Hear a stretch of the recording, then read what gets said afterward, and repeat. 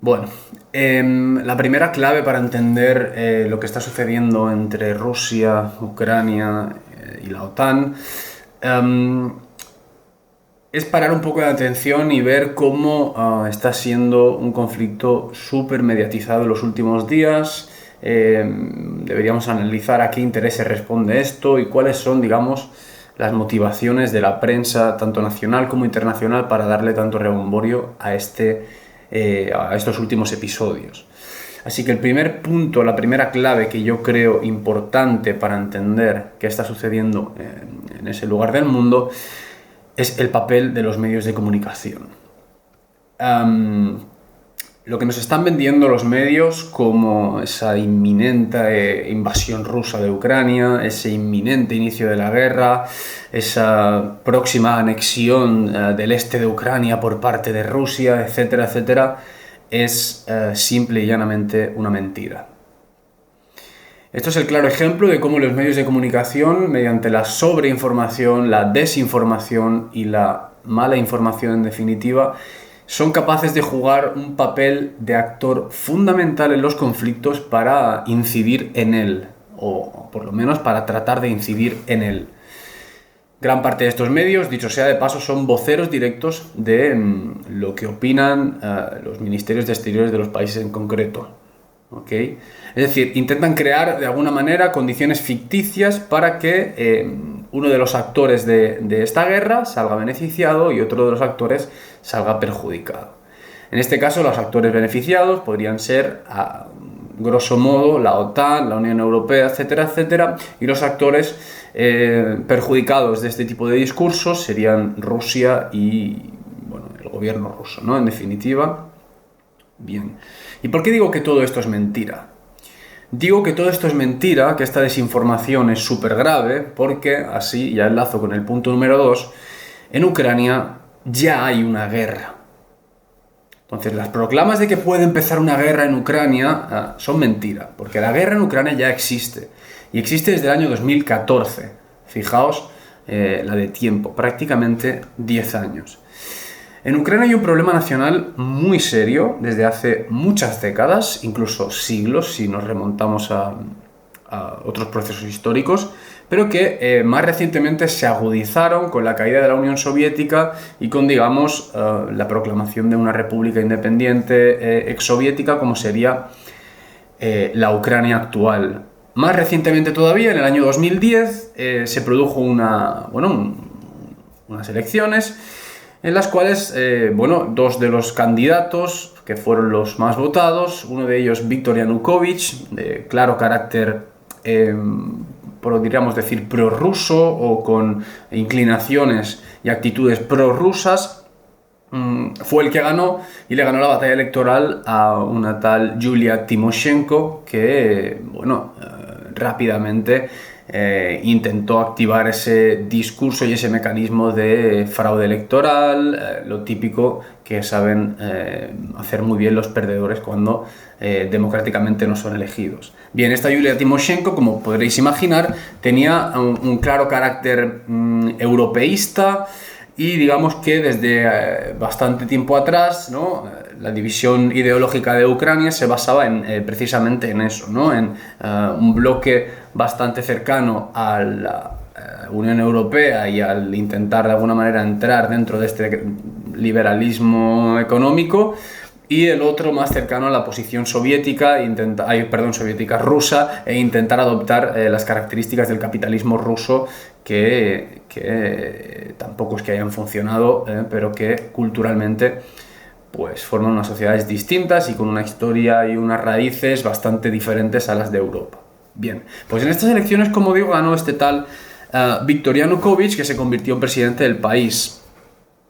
Desde aquel momento, Viktor Yanukovych fue bastante cercano a posiciones rusas. Recordar también, como digo, que Ucrania tiene muchísimos millones de rusos, creo que son unos 10 o 11 millones de rusos para una población de unos 30 o 40 millones de habitantes, o sea que es bastante significativa la población rusa en Ucrania y que también, a recordar, la primera o segunda lengua del país ucraniano es el ruso. Digo primera o segunda porque los últimos censos son del año 2001 y por tanto esto puede haber variado bastante. Entonces, el gobierno de Yanukovych, como digo, con una posición bastante prorrusa, en el año 2014 sufrió una protesta / revolución conocida como el Euromaidán, que fue de alguna manera muy apoyada y muy soportada desde el exterior, principalmente por varios actores de la Unión Europea, y fue rápidamente glorificada en la prensa, como tantas y tantas veces ha pasado con algunas revoluciones de este último periodo histórico, como por ejemplo la Primavera Árabe, ¿de acuerdo? Bien, entonces, esta revolución, que dicho sea de paso, tenía en sus facciones más importantes directamente a gente nazis, y a fascistas, y lo digo con todas las de la ley porque exhibían símbolos nazis y fascistas, eran adoradores de ese tal Stefan Bandera, uno de los fundadores de la patria ucraniana, que intentó colaborar por activa y por pasiva con Hitler, ¿ok? Bien, pues esta revolución tan glorificada en la prensa, pero a la vez con un lado tan oscuro, subió al poder, por decirlo de alguna manera, con un hombre que ahora ha cambiado un poquito su perspectiva política, pero que en aquellos tiempos era un poco más que un magnate ucraniano llamado Petro Poroshenko, con una actitud marcadísimamente antirrusa y bastante europeísta, por no decir que 100% europeísta. Bien. A partir de ese momento, los diferentes gobiernos que se han ido sucediendo desde Poroshenko hasta ahora, hasta el tal Zelensky que tenemos actualmente, lo que sucede en Ucrania es una persecución extraordinariamente fuerte contra todo tipo de toque ruso, en todos los sentidos, tanto el idioma ruso como la cultura rusa, como a sus gentes directamente. Así que desde un primer inicio esta revolución se ha convertido en una persecución directa contra todo lo que suene a ruso en Ucrania, ¿ok? Diferentes masacres, e incluso se llevaron a cabo diferentes masacres, como la masacre de Odessa, en la cual se asesinó, tengo por aquí la cifra, a 46 personas que estaban participando en un sindicato, y se hirió a 214 personas. Si algo da más miedo a este tipo de gobierno, más que un ruso, es un comunista, es un trabajador. Por tanto, la persecución contra ese tipo de grupos también fue bastante exagerada, ¿no? Bastante semana. Entonces, a partir de aquí, en el año 2014, en estos meses de persecución, en estos meses tan difíciles, digamos que Ucrania se divide en dos, podríamos decir. La parte más occidental / europeísta, en la que está la capital, que es Kiev, y la parte más oriental, más prorrusa, en la cual incluso unas zonas determinadas, que son las de Donetsk y Lugansk, se autoproclamaron como repúblicas independientes o repúblicas autónomas del gobierno de Kiev, que obviamente el gobierno de Kiev no reconoce, ¿sí? Bien, esto es lo que se conoce como el Donbass. Entonces, pues a partir de aquí empezó una batalla militar súper cruenta, súper difícil de soportar por parte de las milicias prorrusas, y en una constante agresión del gobierno ucraniano. Aquí teníamos, digamos, la guerra que mencionaba antes y que continúa hoy en día. Putin no ha dudado nunca en ayudar o en soportar esa resistencia, porque muchísimos de los combatientes allí pues tenían unas actitudes prorrusas y directamente eran rusos. Por lo tanto, hay que entender qué aspiración cultural / política puede tener allí Putin. Y por el otro lado, el gobierno ucraniano ha sido pues directamente financiado, y ya no el gobierno sino el ejército, financiado con armas, etcétera, etcétera, de otros países, por ejemplo de la Unión Europea, que, como digo, quieren acabar con esa resistencia en el Donbass. Sé que todo parece bastante complicado, ¿no? Pero la situación en la que nos encontramos hoy en día es esta. Estamos en el 2022 y parece que ahora mismo la situación de Ucrania acabe de estallar. Mentira. Esto es una absoluta mentira y una absoluta desinformación. Y así vamos directamente y enlazamos ya con el punto número 3 o la clave número 3 para entender este conflicto, y es decir, lo que está sucediendo ahora mismo en Ucrania. Intentaré ir lo más rápido posible, pero Ucrania, así me gustaría titular la clave número 3, es un tablero de juego con diferentes ramas. La primera rama es la rama económica. En Ucrania confluyen bastantes intereses económicos desde Europa hasta los Estados Unidos para intentar controlar un territorio central de Eurasia, ¿verdad? Este bloque continental que formamos entre Europa y Asia. Alemania, por ejemplo, uno de los mayores representantes en cuanto a la economía de la Unión Europea, le conviene estabilidad aquí porque Alemania necesita directamente el gas ruso, y cuando hablamos de Alemania hablamos de toda la Unión Europea. La Unión Europea necesita el gas ruso, por tanto Europa se está suicidando económicamente hablando, yendo allí a no se sabe bien a qué, porque es un absoluto gusano militarmente hablando, no tienen nada que hacer, ¿okay? Pero eso, digamos, que no sería la parte más importante del análisis de por qué Ucrania es un tablero de juego.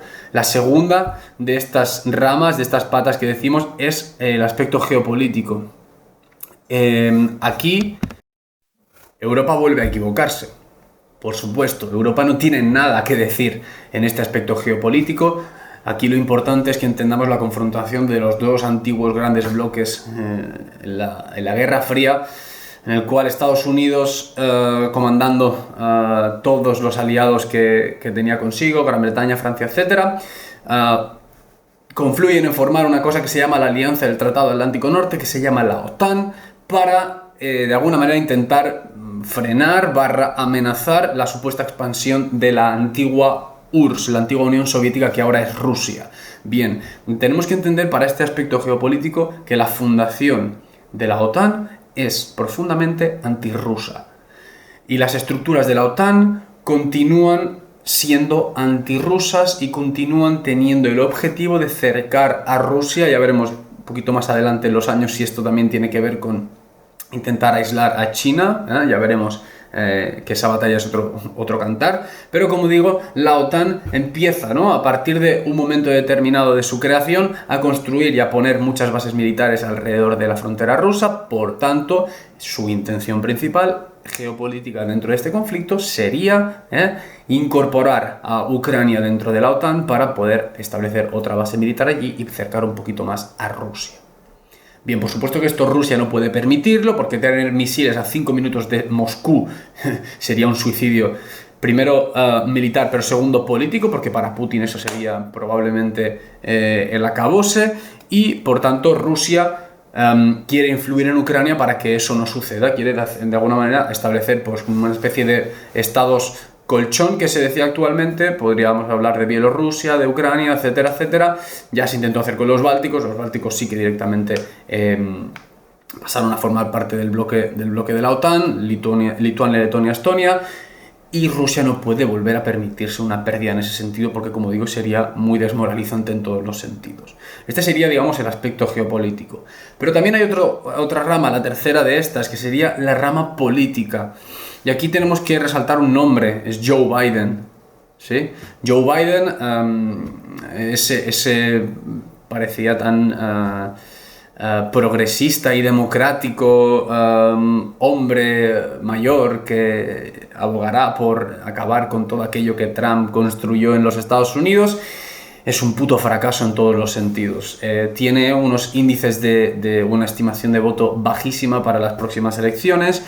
Es uno de los peores políticos, si no creo que el peor político de los últimos años en cuanto a valoración de su legislatura.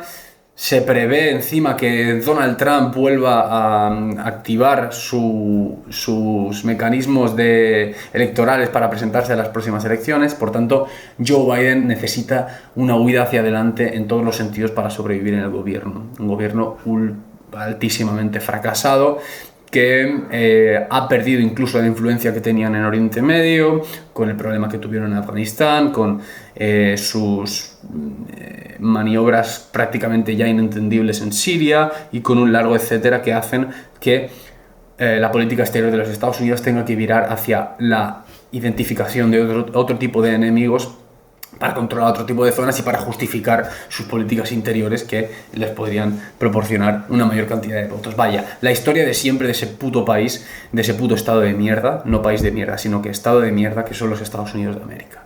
¿Sí? Y otro aspecto político que podemos tener aquí es Europa. Europa aquí, de nuevo, no tiene nada que decir. Da puta lástima ser europeo en este sentido y pertenecer a la Unión Europea porque, bueno, con tal de contentar a Washington, es capaz de jugarse la vida y de suicidarse económicamente tal y como está haciendo, si es que esto algún día acaba derivando en una confrontación bélica entre Europa / OTAN y Rusia, que ya os digo, no va a ser así, pero Europa está jugando con muchísimo fuego. Está jugando con mucho fuego porque el gas ruso la mitad de la energía que se consume en Europa es proporcionada por Rusia, así que muchísimo cuidado porque eso va a repercutir directamente en nosotros y a la subida del precio del gas, acordémonos, ¿sí? Y la última de las ramas, dentro del por qué, este punto número 3 de por qué Ucrania es un tablero de juego en el que no tiene nada que decir, es la rama militar. Y es la que ya hacía alusión antes en el punto número 2, o en la clave número 2, y es que la guerra ya existe desde el año 2014. Se han producido decenas de miles de muertos, violación de derechos humanos y crímenes de guerra, propio de una guerra, obviamente, y en definitiva se está produciendo la disolución de un país, si se quiere, o la consecución de un estado fallido, si se quiere también, porque Ucrania, en este sentido, es la población ucraniana la que sufre las consecuencias de todo eso, ucraniana / rusa, que recordemos lo que he dicho antes, la grandísima cantidad de gente rusa. Pero aquí una pregunta que lanzo para que reflexionemos entre todos y todas los que veamos este vídeo. ¿Por qué se oculta que hay guerra en Ucrania desde el año 2014? Yo tengo una opinión, y es solo una opinión personal súper parcial dentro de un bloque ideológico que es en el que yo me muevo y dentro de una observación más o menos amateur que puedo hacer desde el sofá de mi casa, que por lo tanto es privilegiada y no es acorde a los movimientos del conflicto, pero mi opinión es que se ha ocultado esta guerra y ahora se intenta poner el foco en la creación de otro tipo de guerra, que sería la invasión rusa, porque de esta manera se borra, se blanquea y se idealiza, por tanto se justifica las causas que han llevado a que desde el 2014 en un país central de Eurasia, como es Ucrania, lleve habiendo una guerra. Y blanquear estas causas es ser cómplice con las mismas. Y estas causas son un golpe de Estado. Estas causas son grupos nazis y fascistas paseándose por Ucrania y por el Estado ucraniano. Estas causas son un gobierno antirruso y anticomunista, la persecución de la lengua, la persecución de la cultura, la persecución de etnias, la persecución de grupos culturales y grupos políticos, los crímenes, las masacres. Estas son las causas. No es que Rusia haya movilizado 130.000 hombres en sus propias fronteras, por cierto. Esas no son las causas, probablemente esas sean las consecuencias. Así que cuidado con cómo nos localizan al problema, porque desde la prensa se convierten en cómplices directos de la masacre, del crimen y de la guerra. Esa es mi opinión y por eso creo que se obvia que existe una guerra desde el 2014. Y bueno, como conclusión, ya tenemos desarrollados los 3 puntos, las 3 claves de por qué la guerra de Ucrania, Rusia / OTAN, es tan mediática y es tan difícil de entender. Pero como conclusión final, básicamente, insistir en el papel de los medios de comunicación en todo este tipo de conflictos. En este se ve clarísimo, pero hay en otros en los que también, y pocas veces los hemos parado a analizar.